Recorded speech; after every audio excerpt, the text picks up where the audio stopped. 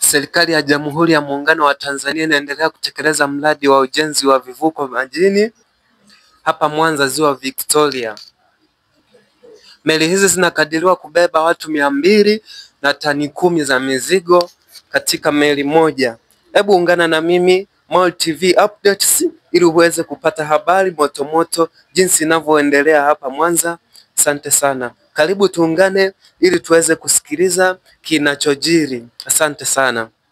Ya 6 imefanya kazi kubwa baada ya kusikia kilio cha muda mrefu cha wananchi wanaoishi katika maeneo yetu ya maziwa kupata shida ya usafiri. Mheshimiwa Rais Dr. Samia Suluhu Hassan hamna kitu kinamsikitisha kama akiona watu wake wanasafiri kwa mitumbwi, akipokea taarifa watu wamekufa ziwani kwa sababu wanakosa usafiri.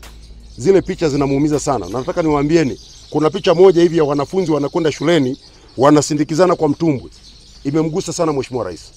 Na akaamua sasa ni lazima vivuko vipya vitengenezwe, lakini vya zamani vikarabatiwe. Mkiangalia hapa Songoro Marine pia kuna vivuko vinavyokarabatiwa ambavyo vilikuwa vimesimama kwa muda mrefu na havitoi huduma.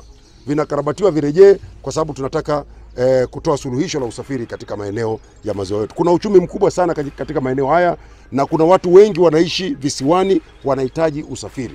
Tunajenga kuanzia vyombo vya usafiri wa abiria, vyombo vya usafiri wa mizigo, lakini pia tunajenga vyombo kwa ajili ya usalama, kwa ajili ya kusafirisha wagonjwa, kwa ajili ya doria. Unajua haya ni maeneo ya mipakani, kwa ajili ya kulinda mipaka ya nchi yetu.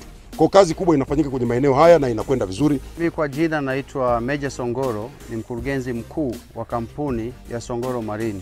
Kampuni ya Songoro Marine ni kampuni ya kizalendo, kampuni ya wazawa, na kwa kweli tunataka kutoa shukrani za dhati kwa serikali ya awamu ya 6 na tunampongeza sana Mheshimiwa Rais Mama Samia Suluhu Hassan na serikali yake kwa kuendelea kuhakikisha kampuni za Watanzania zinapewa dhamana kwenye kufanya kazi ya miradi mikubwa kama hii mfano.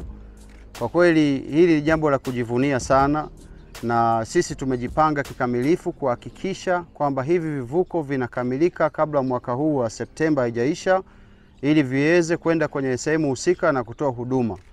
Sote tumejionea, tumetembelea miradi 5 ya vivuko vipya. Tukianzia na ule wa Buyagu Mbarika, tukaangalia Ijinga Kangala, tukaangalia kivuko ambacho kitakwenda kuongeza kivuko cha pili pale Kome, na tumeangalia kivuko cha pili kinachoenda kuongeza kivuko pale Kisoria Lugezi, na tumeangalia kivuko kingine ambacho kinakwenda Bwiro Bukondo cha mwisho kabisa kule.